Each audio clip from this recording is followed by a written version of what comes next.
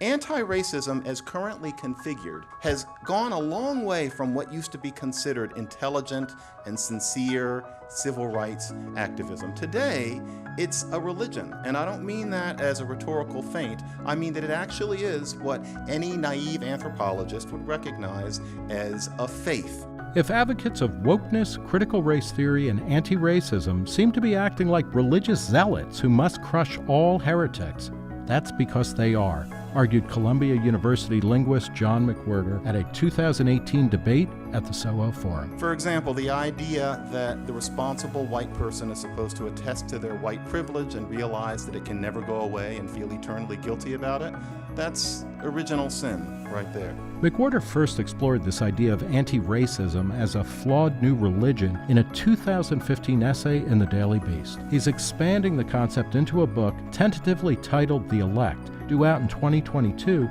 that he's serializing on Substack. It lays out his argument about the misguided religious fervor undergirding the anti-racist movement championed by people such as Robin DiAngelo, Ibram X. Kendi, and Ta-Nehisi Coates. Meanwhile, McWhorter's latest volume to hit store shelves is 9 Nasty Words, a study of how curse words such as fuck and the N-word became commonplace, unsayable, or something in between. Reason talked with McWhorter about the shifting status of curse words and accusations of systemic racism in contemporary America.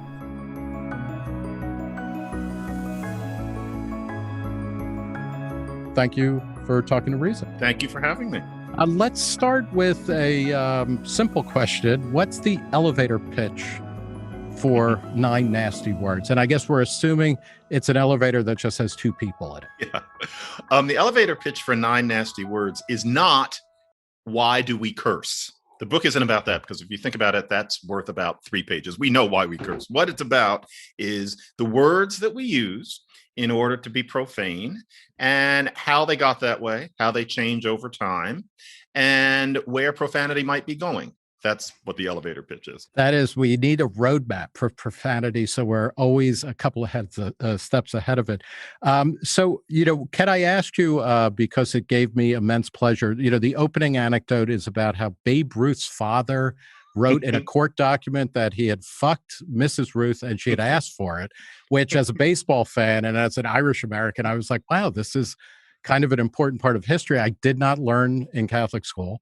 But could you recite George Carlin's 7 words you can never say on TV? Well, a good while ago, Mr. Carlin told us that there's 7 words that you can't say, and I can read them off here. They were shit, piss, fuck, cunt, cocksucker, motherfucker, and tits. And what's interesting about that list is that it's actually a little bit archaic now. So totally, for example, right? There's only one word on there that is conceivably still unsayable on TV or anywhere else. Yeah. And as opposed to, have you ever called anybody a cocksucker, for example? I'm 55. Yeah. I don't think I have ever used that word. Well, you've got that to look forward to. That's what the golden years are for, John. And, tits. It's not the word that, you're going to pop out at the dinner table usually, but his sense of what these words were is different than what ours would be. And part of what 9 Nasty Words is about is how our sense of what profanity is has changed over time. Yeah. And of course, he was also talking about, you can't say on TV or radio, right? Because it was, those were government regulated. Broadcast TV, broadcast network were regulated, a place where, the government had a say about it, but it is fascinating. So, can you talk a little bit about how certainly fuck, motherfucker, variations on that have become ubiquitous to a point where we're 2 public intellectuals. It would have been a big deal. I mean, Norman Mailer, didn't even know how to spell the word fuck. In his novel, Naked and the Dead, it's fug. But so how did fuck become okay to say in all sorts of circumstances? Well, it's part of something larger, which is that it used to be that profanity, as in the grand old 4-letter words, were about religion and about sex and excretion in the body. And so damn and hell are considered or were considered profane. I mean, frankly, it's at the point where they barely figure as profanity in the book because they're just not that potent anymore. But those were about religion. Then you have various words, the fuck, shit, etc., which came to be considered particularly nasty, especially in about the 1400s. That some of it has to do with the Reformation, believe it or not, and the idea that you're not supposed to refer to matters of the body openly in that way. Now, what's happened with fuck is that while as recently as, say, well, I don't know how recent it is, but 100 years ago, Maxwell Perkins, the famous editor, would not say fuck. He would only write it down on his desk calendar and show it to you. And this is somebody who's publishing people like Hemingway, who said it in real life all the time, but he really had to become famous before he could even use it in print at all. And so the fuck becomes something different because what we have today is a completely different set of curses, although we don't call them that. Over about the past 50 years, what's become profane to us, what our society is hung up on, is slurs against groups. And so what was fuck to Maxwell Perkins today to us is words like the N-word, as even I, sitting here with my black self, am inclined to euphemize it as because of the way the word's been treated, or the word that refers to gay men that begins with F, or that horrible word that begins with C, 4 letters, that refers to women.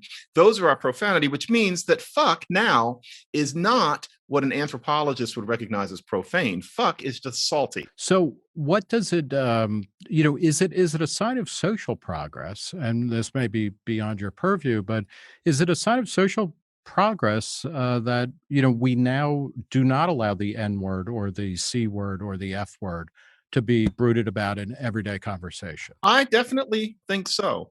I mean, it will show that I'm an atheist and therefore maybe have a certain bias, that I think that it's progress that we no longer take words like damn and hell so seriously. I will say with more confidence that I think it's progress that we're not so uptight talking about the body. And we're at the point now where the words that we really don't want our children to hear, and we might be happy if our children never even use as adults, are slurs against groups. Now, one can fetishize to a point. I feel it's gotten to that point with the N-word. Nevertheless, the basic impulse, which is that the worst thing that you can say is a slur against a group, that's evidence of social, moral, and even intellectual progress. I think it's a mark of sophistication that we're now more worried about the N-word than about, say, shit. We've matured. One of the most, the book Nine Nasty Words is an incredible kind of sortie. Well, maybe not a military mission, but it's an overflight of of the past 50 years worth of pop culture. And you point out how it shows that we're not just in common circulation, but we're in the top 10. Norman Lear's shows like The Jeffersons, a spinoff of All in the Family, has a huge number of moments where Wheezy or George Jefferson are actually invoking the N-word. What's going on where, and I don't know that The Jeffersons was about a black family, that famously moves out of Queens next to working class Archie Bunker to a, what is it, a high deluxe rise, apartment in the deluxe sky apartment on in the sky.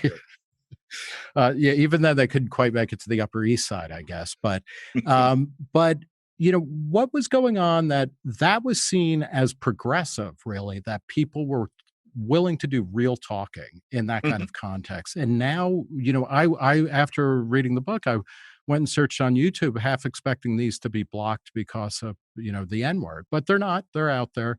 What do we do with that? Is that is there anything to do with that other than kind of be well, kind actually, of puzzled by it?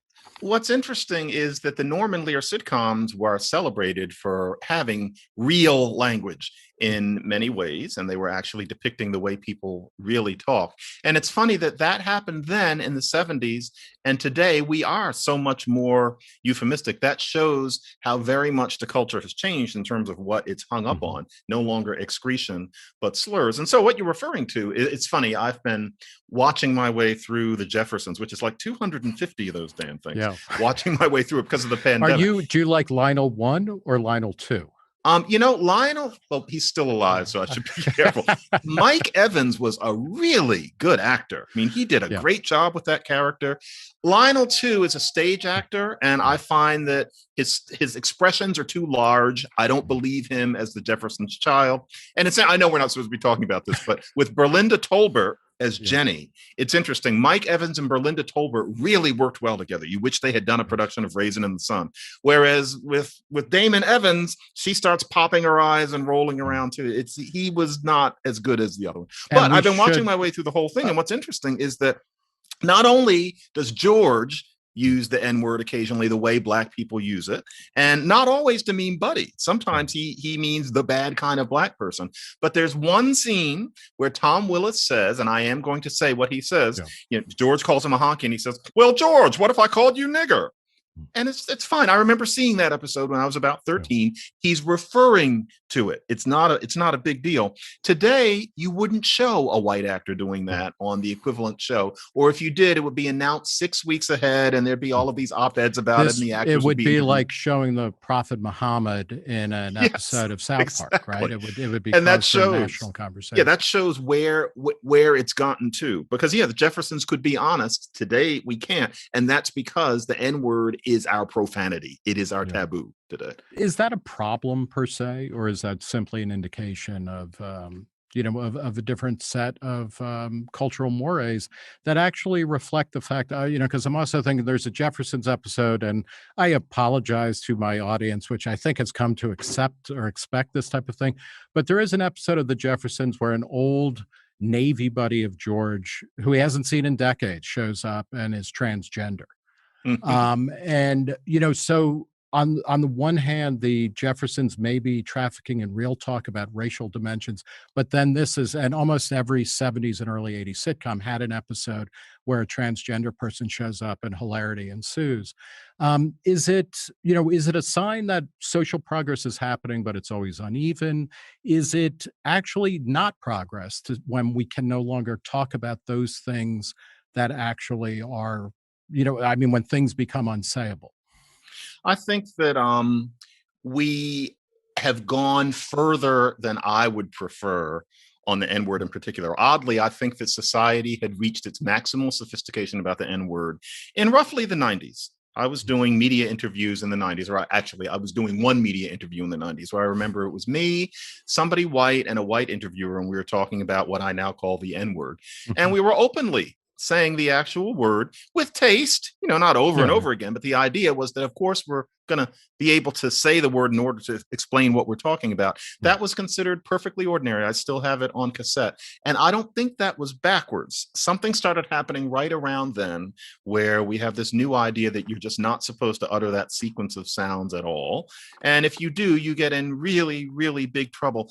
I personally feel that depicts Black people, such as myself, as more delicate than we are. It's at the point where sometimes I'm a little embarrassed that we're policing the word that strongly, because the implication is that if anybody says nigger in any way, it's going to hurt me and remind me that my great-great-grandfather was a slave, and about Jim Crow and about redlining. I feel a bit infantilized by that. However, I didn't feel infantilized by the word being prescribed as a word that you ever hurl at anybody. My sense is that there's a difference between using the word and referring to it. And there's some people who insist that if we keep on allowing people to refer to the word, then there's this slippery slope, and pretty soon everybody will just start hurling it as an epithet again. I'm not sure what model of social development that expectation is based on. Slippery slope can be misused. And I think that a lot of people are being, I'd have to say, studiously paranoid about that. It's one way that I wish we could go back to 1995, and there aren't many, but it's one. And you're right about those episodes. You're reminding me of that trans theme in 70s sitcoms where they would start out serious, as the Jeffersons pretty much does. Then the second act has some guy walking on in drag and everybody's laughing, and they never bring it back to the serious part. That was a backwards aspect of things. But interestingly, the Jeffersons was ahead on the N-word. How do your students feel? I mean, you have been a college professor now for what, 20, 25 years? Yeah. Yeah. I'm sorry I realize that makes you feel old, but at least you don't look old. I try. But how do students respond to this kind of stuff? I was talking with a friend of mine who is younger than me, and we were talking about Huckleberry Finn, the Adventures of Huckleberry Finn, and what was kind of interesting to me, and you know, I have a background in literary studies, but I don't think any single work is indispensable. I hate when people are like, "Oh, how dare you get rid of this work and put in this other work or anything," but she said that her memories of Huckleberry Finn, of the Adventures of Huckleberry Finn, was that it's that book with the N word in it. And it seems to me like something has gone, you know, something has gone wrong when that's the recollection of people who still read the book in high school and college. And that's kind of what you remember about it. And it reminds me, of course, that the classics, you know, you never want to teach the classics in high school or college because then they become the enemy and nobody really wants to embrace them. But how are your students dealing with this, or how have they changed over time? Are they leading the charge to say, hey, I don't want to hear that word? Or are they following something that is being pushed on them by elites?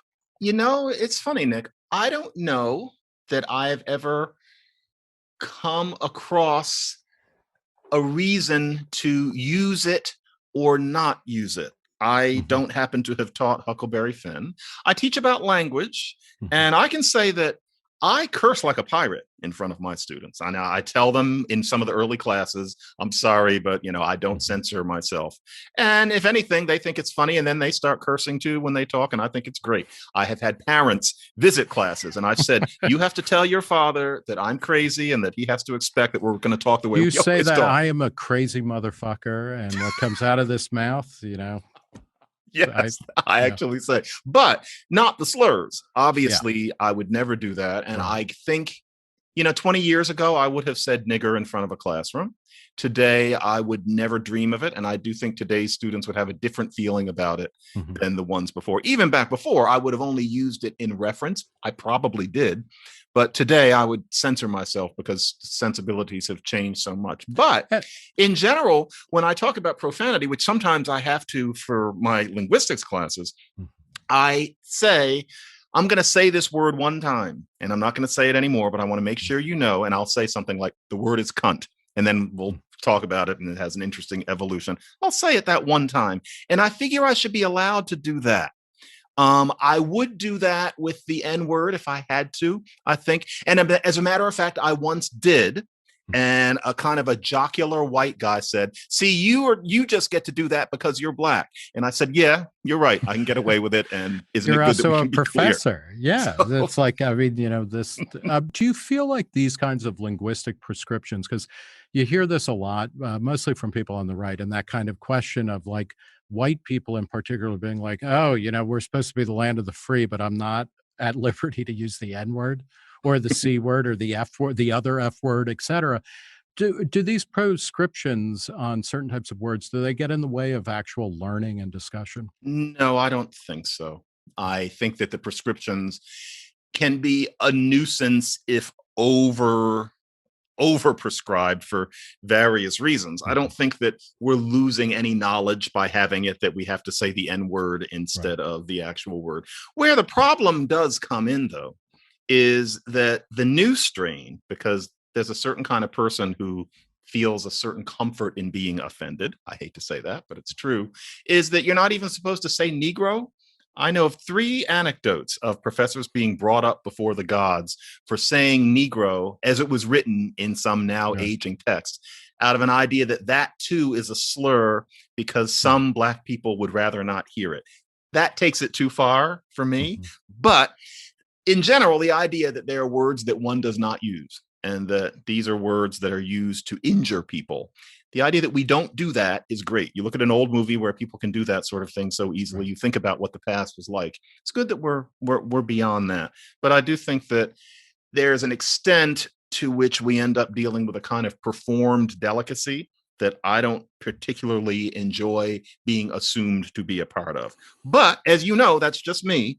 Yeah. And most Black people in my position don't feel that way. Who am I to impose? But that's how I feel. Do you think, you know, going back to that George Carlin, you know, set of words, the 7 words, the C word is the one word, you know, that is arguably is still unsayable and almost and certainly in pleasant company and things like that. You know, in England, or the British Isles, the C word is used by everybody all the time, kind of as a stutter word and things like that. Mhm. Is that an indication perhaps that women or that female equality has not gotten as far that, um, or that we still might hear that more than we seem to hear the other F word or the N word? Well, you never know just which pathway a word might be taken down in terms of what it's going to come to mean, in terms of what its sociological associations are going to be. And that C word that you're talking about has had a different pathway over there as opposed to here, where cunt can practically mean buddy. It's tossed around. It's odd for us to hear it Yeah. there. Whereas here, what has happened to that word is very much a sign of changing attitudes towards women. And I think that is a good thing. I mean, that word is so poisonous that for the audiobook of Nine Nasty Words, I had to adjust a bit, especially because I'm Black. I could say nigger a certain amount. And I figured, okay, there you go. I could not say cunt over and over again. I thought Yeah. if I were a woman listening to a male voice saying that over and over would just be noxious. And so I pulled back on it as much as I could. And I think that's a good thing. However, I don't think it means that sexism is more rife in England and Australia. There's a chance element to these things. And it's just that cunt hasn't gone along for the ride. But that's just partly that they have a slightly different take on words that refer to sex. And so, for example, talk about sitcom trash from the 70s. They had their Are You Being Served, where they're Right. in a department store and the middle-aged, slightly pretentious Mrs. Slocum is always saying, well, getting up this early wreaks havoc on my pussy. And the Yeah. audience goes crazy. And then she has to say something that makes it clear that she's talking about her cat. That joke would never have gone in the United States at the time. Even with Norman Lear sitcoms being so honest, nobody could have made a pussy joke on Maude. That would Yeah, not have gotten by all you standards. get are the occasional, mostly urban legends that that kind of exchange happens with. Alternatively, Zsa Zsa Gabor or Ava Gabor, one of the Gabor sisters, and Johnny Carson, Did or one of them use? Raka Welsh. The joke being, the actress shows up on the couch with a cat on her lap, and she says, "Do you want to pet my pussy?" And Johnny Carson says something along the lines of, "Well, if you move your cat, I'd be happy to." And I don't know if they're true or not, but I this didn't is, know that one. that's a whole great subgenre of urban legends, which have to do with talk shows and game shows, again from the 70s, a strange and wonderful decade, if only because I was young in it. So, Because we were young and saw yes. it. Yeah. um, what is the, part of all of your work really takes place against the backdrop of immense social progress in your lifetime and your parents' lifetime, certainly going back to your grandparents. Why does it seem so difficult for people? And this is by way of intro into your other book project that you're working out on Substack. It's a fantastic read. But why does it seem so hard for people to accept that there is progress? Not that progress is absolute or complete, but the idea that we're in a better place than we were in 1970 on, I'll say every level. I mean, like, unless you're George Wallace, or Norman Mailer, both of whom are dead. But like, we're doing better as a society, but that seems never to be able to be admitted. In these kinds of discussions. It's the funniest thing because, yeah, I grew up very aware of what life had been like for Black people before I was born, which was 1965, which is kind of emblematic. I'm Mhm. born the year that the Voting Rights Act is passed. And my parents raised me with an awareness of the way it used to be. By the early 90s, when I'm in my 20s, my sense of the trajectory was that I had been lucky enough to live on the other side of something really seismic, and that things were much, much better and always getting better. And I knew there was what was being called an underclass at the Mhm. time, but I thought things are infinitely better. It was a victory. Black people should be proud. And I gradually learned in the 90s that that is not the way most, especially educated Black people, felt, and that I was considered peculiar and even irritating by many Black people and some white people by thinking that things were so much better than they used to be. I was supposed to think that things only changed in terms of people's manners. And I couldn't I couldn't accept that. There's a part of me that should have been a lawyer. And the reason you and I are talking about this subject at all is that I just couldn't let it go. I thought, these people are not crazy. It's not that they're crazy. It's not that they're manipulative. It's not that they're not intelligent. And yet they're seeing a whole different world than I do. And I think what it comes down to is this weird cocktail. It's that white people, really educated white people especially, really enjoy the idea of showing that they're not racists. That's actually a victory in itself. I mean, think about how Archie Bunker would have felt about this sort of thing.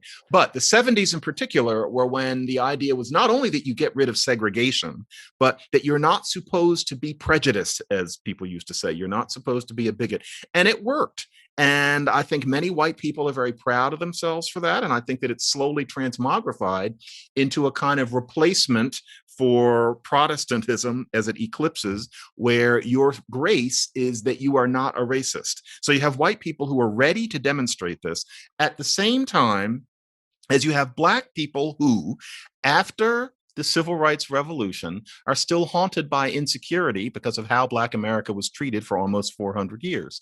And if you are a human being seeking a sense of purpose and security and well-being and comfort, you might choose the victimization complex. Any human being can do this. But if you're a Black person, a particular way to do it is to exaggerate about racism and to found your sense of significance on being a victim of something now referred to abstractly as systemic racism, et cetera. And so there are many Black people who enjoy the condescension that I think comes from a lot of whites in treating us as these delicate creatures. And so it becomes a kind of dance. Shelby Steele wrote about this better than I can ever say it way back in the early 90s. I read him at that time and I thought, this guy gets it. And he clearly isn't crazy either. And so that's what it is. And so we're not allowed to admit how much better things have gotten. There's a certain kind of person, and they are of all colors, where if you point to the good news, they don't want to accept it. It's unpleasant for them to hear how much better things have gotten. And they're thinking that their job as moral actors is to find evidence to go against it. And that's a weird thing. I think that's probably unprecedented in human history for a group of people to not want to admit that things are better. We live in strange times, but that's what happened in the late 20th century in the United States. That the invocation of religion or a religious impulse to some of this informs your controlling metaphor of the book project on Substack, The Elect. Can you, for those of us who are not versed in Protestant theology or Calvinism, I guess, could you talk a little bit about what the elect means and why you are choosing that term to talk about people who are kind of super woke, super politically correct, and reticent to acknowledge any kind of progress? Yeah, the elect, and I get that term from Joseph Bottom. It's not mine. The elect is my term for not just woke people. I might surprise some people lately, but I consider myself pretty woke. It's woke people who are mean. It's the nasty woke people. It's the nastiness that we've seen, especially since last summer during our so-called racial reckoning. And what I mean by the elect is they're people who seem to think of their purpose as being to demonstrate that they're not racist and to police the rest of us for racism and to defenestrate and shun people who they deem to be not anti-racist enough. And so their idea is that they're doing something that's maximally good for humankind. The idea is that to battle power differentials, and especially ones about race, is the paramount goal of the concerned human being. Everything is supposed to be centered on that. And this is important. All people won't understand it, but this is so important that it's okay to hurt people. And it's okay to do things that you wouldn't urge your own children to do in the name of this larger good. And so, although the people don't think about it, all of this is very, very cultural revolution, very Stalin. It's frankly, metaphorically, it's Hitler in many ways. But as with all of those people, the elect today, the woke people who are okay with being mean in the name of wokeness, they think of themselves as having come to the ultimate answer. And the parallels with religion, especially evangelical religion, are almost uncanny, especially given that most of these people kind of look askance at Christianity in its more extreme forms. But white privilege is original sin. The idea is that if you're white, you're privileged, and that will never change. Even if you're poor, no matter what you do, that's original sin. The idea that we're waiting for America to come to terms with racism, that has no meaning. What are the terms? What would that be? You say it and you nod in the same way as if somebody goes like this and does that circular, you nod because somehow that means yes. Well, come to terms with race. That doesn't mean anything. What it is it's the rapture. It's that business of the end of days and judgment day. The reason that if a person says something that isn't sufficiently anti-racist, they have to be chased out of the room or their job is because it's about heresy. The idea is we can't even stand to have Andrew Sullivan in our midst in a Zoom call. Andrew Sullivan has to resign. And remember, the idea was that they didn't want him around when nobody was around each other because it was in the middle of the pandemic. That's because they thought of him at New York Magazine as a heretic. They wouldn't use those words. The parallels just go on and on. And so you have a clergy, you have writers who are looked to say things over and over again, many of which are very hard to square with reality. But frankly, people like Ta-Nehisi Coates and now Robin DiAngelo and Ibram X. Kendi, they are priests of this religion. They don't think of themselves that way. They're certainly not saying it, but the way their writings are received is not as informational tracts, but as scriptural counsel. So it's a rather alarming movement because you can't reason with people who are working from religion rather than logic. And that's not to say that religion is idiocy in itself, right. But a part of religion is that you sequester a part of your brain away from logic that goes from A to B to C. You have to suspend your disbelief. And the new wokeness that's mean, electism, as I'm calling it, is religious in that way. And the people in question can't be reached. And that's scary given how much power they're beginning to amass. Yeah, well, let's talk about that power. What is the power? Critics of anti-racism or anti-wokeness, will say, so a couple of people lose their jobs, rightly or wrongly, or they were racist. Donald McNeil at the New York Times, an old reporter who used the N-word, trying to clarify a statement on a class trip in Peru for high school students. So it's already, I'm like, wow, this is taking place in a Philip K. Dick universe in an alternate reality. But, he got cashiered for that. But you know what? He deserved to go. And it's not, is that too high a price to pay for a kind of cleansing moral purity? What are the consequences of this kind of electism? Yeah, the problem is that it's not just a few things. That's what a lot of people were saying, say in July, August, but it's been a while. These Don McNeil stories are now legion. And the idea that he deserved to lose this job is not something that a critical mass of people would agree with. It's the elect who think that he should lose his job. And what's going on is that the elect get their way because we're all so deeply afraid of being called racist. It's a reign of terror. The reason that a person can get fired for some minor transgression like that nobody would ever have blinked at or would have given him a smack on the hand about just 10 minutes ago is because nobody wants to be called a racist on social media by these people. If there was no Twitter, there'd be no elect. Part of this is technology. You don't want to be called you don't want to be called racist on Twitter. It used to be that maybe they would call you a racist in a letter to the editor, but that didn't have the power that Twitter has. And so the problem is that this fear means that people lose their jobs for no moral reason. It means that educational institutions are being turned upside down into these anti-racism academies that don't give people a real education and excommunicate anybody who questions it. That's a serious problem right there. So some people will say, does this really matter? A few reporters lose their job, whatever. Some schools are changing. That's not a question that anybody concerned with the heart of a society would ask. Yes, this is a real problem. It's vastly transforming our whole intellectual, moral, and even artistic culture.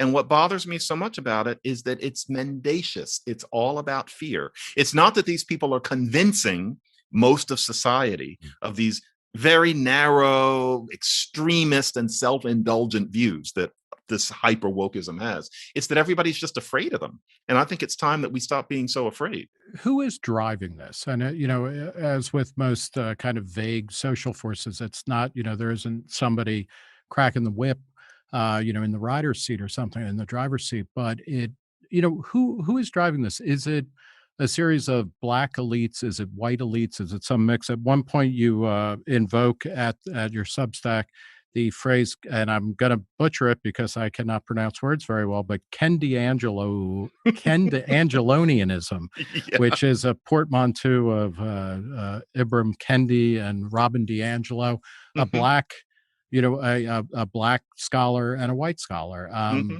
What? Who's doing this? Is it white elites? Is it black elites? Is it just elites? What's going on? It's them. And so part of the idea of Kendi Angelonianism is that it is that white person and that black person. I hate to say this, but the elect starts with black people. It's a way of thinking about race that acquired a certain hold on especially academics, some artists, and a lot of media people after about 1966. This is when segregation, like outright obvious bigotry and and disfranchisement, that's over. And so you have to have a whole new kind of conversation about what the problems are. And frankly, it's then that a certain kind of black person devotes themselves to exaggerating, pretending that nothing really changed, pretending that black people are more powerless than they are. That used to be a type. And if you were Who white, it was who easy to who's think. an early incarnation That of this? starts with Stokely Carmichael. That starts with Mhm. the people yelling Black Power and not really being quite sure what it even meant. And a lot of people look back on that era, and I think partly because of the fashions and partly Mhm. because the music was good, they think that that was somehow significant, that that was special. But you have to ask, what has Black radicalism done to help Black America overall? Other than be kind of a fashion statement, other than lend some inspiring speeches. Huey Newton was very interesting. Stokely Carmichael was very interesting. Amiri Baraka was very interesting. Mhm. But Black America's victories have been in spite of them, not because of anything that they did. Nevertheless, you had that kind of person. And what this means is that the Ibram Kendi type has been with us for about 50 years, but it used to be that he was somebody who, got a doctorate from somewhere and wrote some books, and there you went. But now we have the D'Angelo type, and she's not as young as a lot of the whites who are doing this. Electness among white people tilts young, although there are people who are her age and older who have always thought this way, who now have an influence that they didn't have before. And so white fragility, a year ago, I'd heard of it. I wasn't going to read it. And I don't think I was alone in that. That changed immediately because of this racial reckoning. And so it's a collaboration, unwittingly, between a certain kind of black radical who I, with all due understanding, think had more to do with posturing than actually creating change in America as we know it. That's not, they didn't do it on purpose, but I don't see them as important as some historians do. But then you have a certain kind of white fellow traveler. That cocktail, it's another one of these cocktails, Mhm. that is what's driving all of this. Whites who have founded their sense of purpose on showing that they're not racist and teaching other people not to. And black people who, because it can be hard to find your comfort zone and to have a sense of purpose for any human being, is a kind of black person who lives to paint white people as the enemy because therefore you are a noble victim. The noble victim complex, that's Homo sapiens. Mhm. Those together, when you have black people with that problem and white people with their problem, is the elect. And boy, can that be powerful because those people like to call other people racists. And once there's social media, that can be really, really scary unless you're somebody who has the disease of not minding being despised. That's not most people. How how do you say it is kind of time to push back on all of this and to argue with it and confront it or engage it.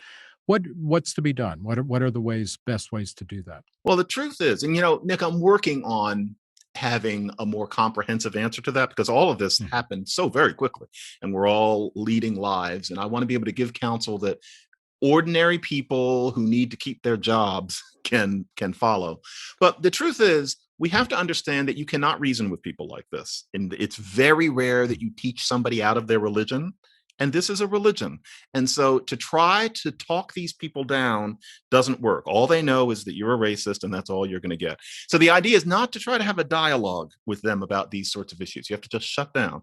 But I think that we simply need to start telling people like this no.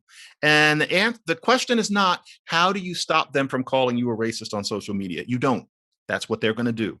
And it's time to start letting them do it and going on about our business and having our fellows around us, having our friends around us, and just making these sorts of people realize that screaming that you're a racist isn't going to get them what they want. They've learned that that strategy works, and so they're going to keep using it, and they're never going to consider that it might not be the most humane or even constructive way of doing things. But these are human beings, and all of us have that element. There's a Lord of the Flies element in these people, although they would never recognize it in themselves. And so we need to start telling them no. And I am working on how to get people to actually consider doing that, because I get at least 3 emails a day from people who are scared to death of the elect and understand that these demands don't make any sense and are destructive, but they need to keep their jobs, or they don't want to get screamed at. They have children, etc.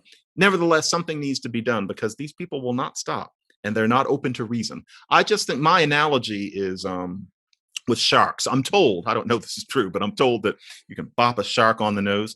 I do not mean violence against these people in any way, but with these sorts of people, I think if you just said, no, I'm not a racist, and I don't care whether you put it on Twitter or not, and I'm going to keep doing what I'm doing, and keep looking them in the eye and don't apologize. If you do that enough with these people, they'll back down. But it has to be enough people doing it that a subconscious group awareness emerges among people like this, that just yelling dirty names is not going to change the world the way they're hoping. Do you feel there, there is an objective way or an empirical way? You were saying you can't reason with certain people, which I think is true. But what are the factors that you point to say, what, Black America, which is a ridiculous abstraction to begin with, but is actually doing better than it was 50 years ago or 30 years ago? One of the curious facts of the past year or so, or since, yeah, I mean, it's basically a year since George Floyd. We have been every interaction that has gone violent between cops and blacks has been shown on network news, or and cable news and everything ad nauseum.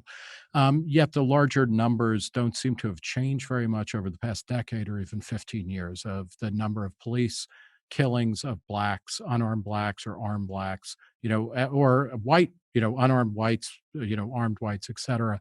What are the things that you point to make a case for those who are looking for, some kind of data to suggest, what, things are actually better than the way that we talk about them? Well, I think one thing that's very important is to talk about just the whole police issue in general, as you just did, because one of the driving factor in the idea that it remains a tragedy to be Black in the United States is the relationship between the cops and particularly young Black men.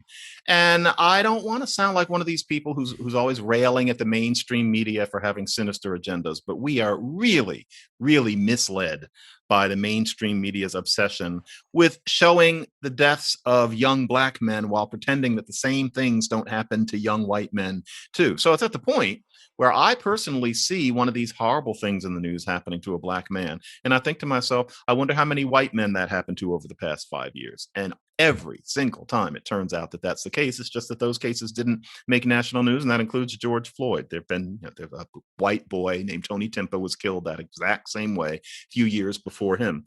And so there's that, talking about the cops, but also there's a very handy kind of mental picture that you might want to give people. If you took a George Wallace, or if you took one of these Dixiecrats from back in the day, and you reanimated them now and had them, watch a laptop. I want to say watch TV, but I'm not sure what that is today. Yeah. Watch a laptop, for a couple of days, drive around. That kind of person would have to pull over and retch on the side of the highway, seeing how deeply Black people and Blackness have permeated all levels of this society. Strom Thurmond would be nauseated at the America that we have achieved today, even since his death, how much blacker the United States has gotten. And that matters. That very much matters. And nobody could possibly deny it. Anybody who says that all of the civil rights victories were basically negated because of what happened to George Floyd, one, are not thinking about the fact that that same thing happens to white people as well, and we simply don't hear about it. And also that the country has come a very, very long way. And, it's one of those things where I'm 55, so I don't feel old yet, but I know that 55 isn't young. I worry sometimes this is going to be a little bit, get off my lawn, but you have to say what you feel. There are people who are too young to understand what it used to be like. And I wasn't alive when it was really like what it was like, but I remember the 80s. I remember how openly racism could be expressed by some white people as late as the 80s. I remember not getting jobs openly in the summer because I was Black, and that's it. I remember 2 cases like that where I could tell that's what it was and then asked later somebody who knew, and that's what it was. And yet the 80s compared to the 60s was like the second reel of The Wizard of Oz. Even then there had been immense progress. But still, the way it is now, the browning of the culture, the very idea that everybody in the country is listening to young Black men bragging as their favorite music and loving the music as poetry and loving it the way people used to love Walt Whitman and Edna St. Vincent Millay. And that's not superficial. I mean, hip hop is a religion too. That's another creed. That being a religion that crosses races, these are unprecedented things. And yet you have a certain kind of person who wants to tell you that nothing significant has really changed since 1950 except manners. And that what shows that is George Floyd. No, that's highly childish reasoning. And unfortunately, the elect have such beautiful big words to express these things that it often sounds like they're saying something more sophisticated than they are. What do you think undergirds what drives progress of the sort you're talking about? Because it's clearly happened. But why did it happen? And can we identify that and thus either speed it up or make sure that it doesn't get blocked or detoured? We convinced the country that racism was a bad thing. A lot of very hard work was done in Congress. We tend to remember the people who did it for things like marches and speeches, but Martin Luther King and his comrades worked very closely with people in power to make change happen. I think we need to start thinking about that. Now we think of it as activism to chase people out of their jobs for not using the N-word the right way. That's not something that I think King would have quite understood. There was that. And then there was a social revolution in the 1960s that I don't think we fully understand yet, where a significant number of people learned to understand that being a bigot is wrong. I think sometimes people lack a little historical imagination. Go to a cocktail party in your mind in 1964. If you watched Mad Men, look at those people. How would they have felt about how you're supposed to feel about a Black person? They would have been all but unreachable. Something changed very quickly.